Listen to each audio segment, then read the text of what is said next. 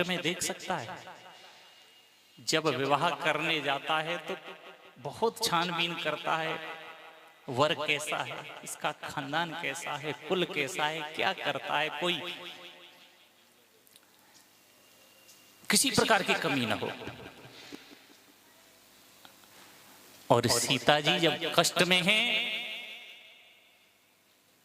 कंब रामायण पढ़ना, कंब रामायण तमिल भाषा में, साउथ की, उसमें साफ लिखा है, जब रावण ने ये स्थिति सीता जी की देखी कि मेरी पुत्री वन वन भटक रही है, उसके पैरों में पादुका नहीं,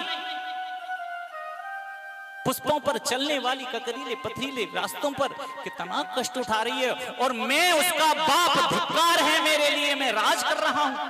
लंका में बैठ करके रोने लगे, विहलित हो गए रावण जी। कहने लगे, साम दाम दंड भेद चारों नीतियां अपना लूंगा, लेकिन अपनी पुत्री को कष्ट नहीं उठाने दूंगा। और रावण जी ने स्वयं अपनी बदनामी अपने ऊपर ले ली, भेष बदल लिया और जाकर के सीता का हरण करके लंका में ले गए। ला बेटी यहां रहे और सुख भोग। लेकिन कुलवान स्त्रियों का दायित्व होता है, उनका पति अगर संकट में है, पति कष्ट में है, तो वो सुखों को त्याग देती है। आज सीता जी ने भी सुखों को त्याग दिया कि मेरा स्वामी, मेरा राम वन वन भटक रहा है और मैं लंका के इस राज्य को स्वीकार करूं, नहीं करूंगी पिताजी। लोग कहते हैं ना, रावण का और सीता जी का पिता पुत्री का संबंध है। कभी रामायण पढ़ना अच्छे से। अभी तो समाज में विद्रोहियों ने दिमाग में कुछ और ही भर रखा है हमारे। ऐसा रावण विद्वान जो भूत भविष्य सबको जानता है, वो अपनी पुत्री से ऐसे वाक्य कहेगा कि तू मुझसे विवाह कर ले। और सुनो, एक प्रमाण नहीं देता मैं, एक रामायण का, शिव पुराण को तो आजकल सब चर्चित हैं। शिव पुराण में लेख आता है, विवाह होकर के आए सीता जी का, और पहले दिन सीता जी जब अवध में आई, सेवकों को भेजा, कुछ जलपान करा के आओ। सीता जी के पास जलपान लेकर के गए। सीता जी ने कहा, नहीं नहीं, मैं कुछ नहीं लूंगी। सेवक लोग वापस आए, कौशल्या को बताया, जलपान ग्रहण नहीं करते। कौशल्या जी ने भोजन की थाली लगाई, जल लिया। सीता के पास हो सकता है सेवकों के हाथ का न ले, मेरे हाथ ले, पुत्री तू थक गई होगी, चल कर के आइए, कुछ जलपान कर ले। सीता जी ने कहा, नहीं करूंगा। लौट गई। केकई को पता चला, केकई पूरे अवध में अगर कोई सबसे बड़ा बुद्धिमान है, केकई है। इतनी भाषाओं का उसे ज्ञान था कि दशरथ जी से और राम जी से बहुत ऊपर ज्ञान था उसका। केकई परम विद्वान। केकई ने कहा, कोई बड़ा कारण है। केकई अपने हाथ में भोजन की थाली ली और जल लेकर के पहुंची। ले पुत्री, भोजन कर, जल ग्रहण कर। सीता जी जानती हैं कि अयोध्या में अगर कोई विद्वान है तो ये केकई है।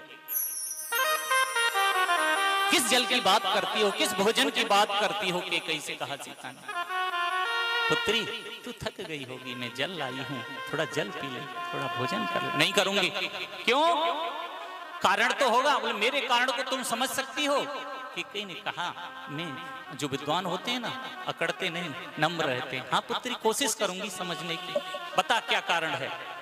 बोले, मैं ऐसे राज्य का जल अन्न ग्रहण नहीं करूंगी जिस राज्य में एक भांजे को मारने की हत्या लगी हो।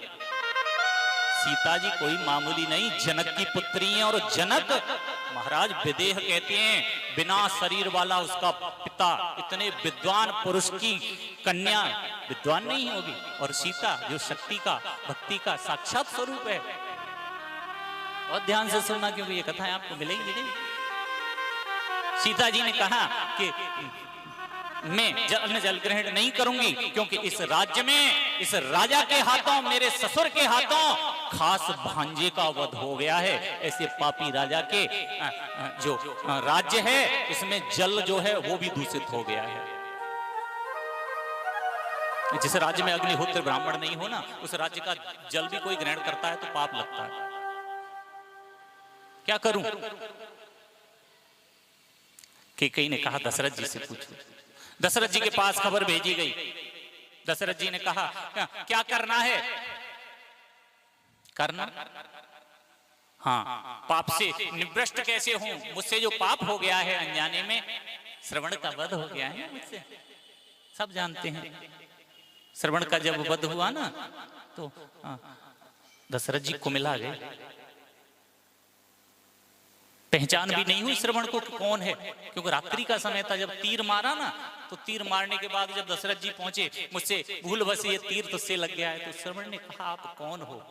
तो दशरथ जी के तो कंठ अवरुद्ध है, जब मुंह से शब्द ही नहीं निकलता।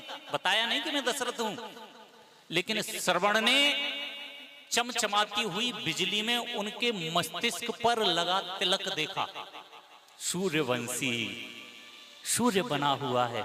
आप तो सम्राट दशरथ हो। राजा दशरथ नहीं थे, सम्राट। सम्राट बोलते 1000 राजाओं पर शासन करने वाले को सम्राट बोलते हैं, राजा नहीं। ये तो सम्राट दशरथ है। शिव पुराण कहता है दशरथ जी के तिलक को देख करके पहचान कर ली। हमारे सनातन धर्म में तिलक ही नहीं लगाते, क्या पहचान करेगा कोई? यही नहीं पता चलता कबीर पंथी है, वैष्णव है, संत है, समझ में नहीं आता। तिलक जरूर लगाना चाहिए। तो अब दशरथ जी से कहा कि मैं अन्न जल ग्रहण नहीं करूंगी। तो दशरथ जी कहते क्या करूं ऐसा जो कि मैं इस पाप से उऋण हो जाऊं। सीता जी कहने लगी करना चाहते हो? हाँ, सुनो, कोई ऐसा ब्राह्मण नियुक्त करो, क्योंकि वेद कहता है ब्राह्मणोश्य मुखाशीत, मैं ब्राह्मणों का मुख हूं, भगवान स्वयं कहते हैं वेद में। तो क्या करूं? बोले किसी ऐसे ब्राह्मण को नियुक्त करो जो तुम्हारे यहाँ भोजन कर सके। दशरथ जी बोले ये कौन सी बड़ी बात है, अयोध्या में बहुत ब्राह्मण हैं, मैं किसी को भी बुला करके निमंत्रण दे करके भोजन करा दूंगा। एक क्या तुम कहो 100 ब्राह्मणों को भोजन करा दूं। सीता जी कहने लगी एक शर्त है छोटी सी। क्या? बोले ब्राह्मण ऐसा होना चाहिए जिसने आज तक किसी के यहाँ अन्न जल ग्रहण न किया हो। अब पसीना आ गया महाराज, ऐसा तो कोई नहीं।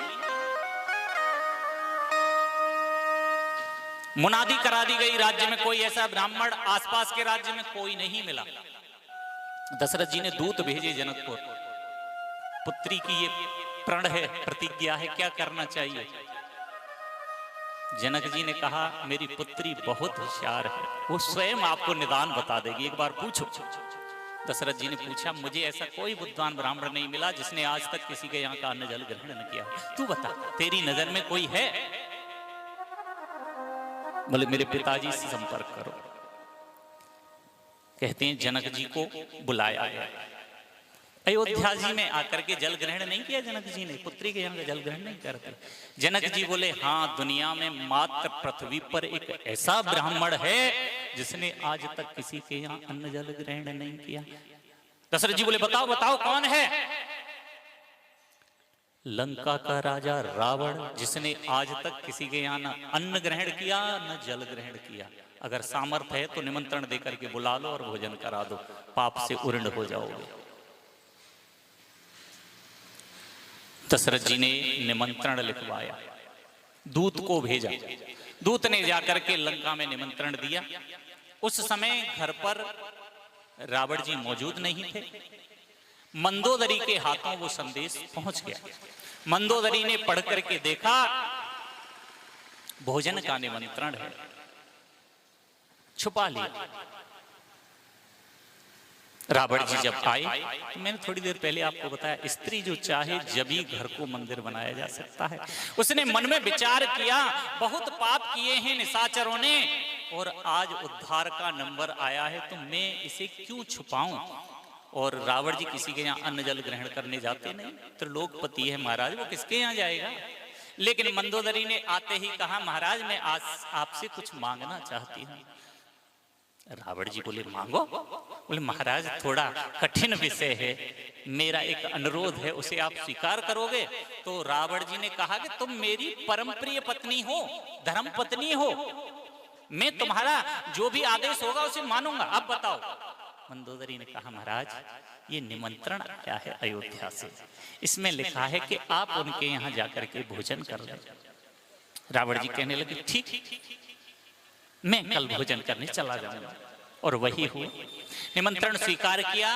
दूसरे दिन सीता जी ने अपने हाथों से रसोई बनाई। नौकर के हाथ से कभी भोजन नहीं कराना चाहिए, कभी किसी ब्राह्मण को नहीं, कोई पुण्य तुम्हें नहीं मिलेगा, उसे मिलेगा बनाने वाले। स्वयं अपने हाथों से स्वच्छता के साथ रसोई बनाई। रसोई बनाने के बाद परोसकारी की। परोसकारी करके श्री रावण जी महाराज भोजन के लिए बैठे और भोजन किया, संतुष्टिपूर्ण भोजन किया। और भोजन करने के बाद जब चलने का नंबर आया रावण जी का, तो सीता जी ने कहा ब्राह्मण को भोजन के बाद दक्षिणा दी जाती है, और आप इस समय अयोध्या में हो, मैं चाहती हूं कि आप दक्षिणा अपने मुंह से मांगो। रावण जी कहने लगे आज तक हमें कोई मुंह मांगी दक्षिणा दे नहीं पाया, इसलिए आप हमें दे नहीं पाओगे। सीता जी ने कहा आप मांग करके तो देखो, जो मांगोगे वो मिलेगा। क्या क्या? रावण जी ने कहा ठीक है, देना चाहती हो तो एक वरदान दे दो। भोजन के बदले में वरदान मांगा रावण जी ने, क्योंकि रावण जी जानते हैं कि ये शक्ति का अवतार है। ज्योतिष का प्रकांड विद्वान है, वो चेहरा देख करके पढ़ लेता है। और बहुत पहले से जानते थे रावण जी महाराज कि मेरी मृत्यु कहाँ होगी, कब होगी, किसके हाथ होगी। आप रामायण अच्छे से पढ़िए, वाल्मीकि रामायण पढ़ लीजिए, ज्यादा नहीं तो। उसमें दशरथ जी से, अज से, दिलीप से, रघु से, सब राजाओं से युद्ध हुआ है। अरण्य ऋषि से शुरू हुआ है। अरण्य सूर्यवंश के सब पहले राजा थे, उनसे युद्ध हुआ। और वही अरण्य ने श्राप दिया था कि मेरे कुल में राम पैदा होगा और तेरा नाश करेगा। आनंद रामायण में लेख आया है, जब कौशल्या का विवाह हो रहा है तभी रावण जी ने कौशल्या और दशरथ को बंद कर दिया है। तो बहुत लंबी कथाएं हैं। आज जानते हैं कि ये शक्ति का साक्षात स्वरूप है, जो मांगूंगा वो देगी। रावण जी कहने लगे ठीक है, भोजन की दक्षिणा देना चाहती हो तो मुझे मुक्ति दे दो। सीता जी ने कहा तुम ब्राह्मण होकर मेरे यहाँ भोजन किया और दक्षिणा में मुक्ति मांगते हो। सीता जी के दोनों पैर पकड़ लिए रावण ने, मैं जानता हूं तू साक्षात शक्ति का स्वरूप है और इस जन्म में मेरा उद्धार सिर्फ तू ही करा सकती है और कोई दूसरा नहीं करा सकता। इसलिए मैं जब तक चरण नहीं छोड़ूंगा, जब तक वरदान नहीं दे देगी कि मैं तुझे मुक्ति दूंगी। सीता जी कहने लगी सुनो, कुलवान स्त्रियां जो होती हैं बिना पति के पूछे कोई काम नहीं करती। थोड़ा सा समय दे दो मुझे, मैं बस राम जी से जाकर के पूछा। सीता जी चरण छुड़ा करके राम जी के पास गई। राम जी से बोली प्रभु लंका के राजा रावण आए हैं, उनको भोजन करा दिया है। राम जी बोले अच्छी बात है, ब्राह्मण को भोजन कराना चाहिए। महाराज दक्षिणा मांगते हैं। हाँ तो दे दो, क्या परेशानी है, जो मांग रहे हैं वो दे दो। सीता जी बोली मुक्ति मांग रहे हैं। राम जी बोले दे दो। सीता जी कहने लगी अकेली कैसे दे दूं, मेरा दायित्व तो है नहीं कि मैं अकेली उसे मुक्ति दे सकूं। अगर तुम आदेश करो तो मैं उसे वचन दे दूं। राम जी ने कहा मेरा आदेश है, मैं सहायक बनूंगा तेरे साथ, जा उसको बोल दे कि तेरी मुक्ति मेरे हाथों होगी। महाराज सीता जी ने वरदान दे दिया। उसी वरदान को याद करके आज श्री रावण जी महाराज अशोक वाटिका में बार बार कह रहे हैं एक बार बिलो कि मम ओरा।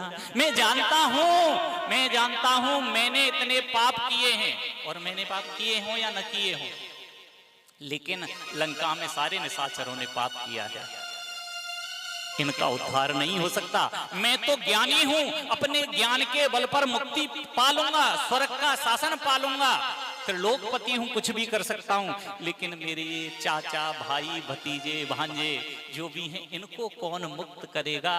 इसलिए एक बार विलोकिमम। अगर तू दया की दृष्टि एक बार मेरी तरफ डाल देगी, एक बार मेरी तरफ देख लेगी, तो मेरे कुल का उद्धार हो जाएगा। और यही तो मांगते हैं सब।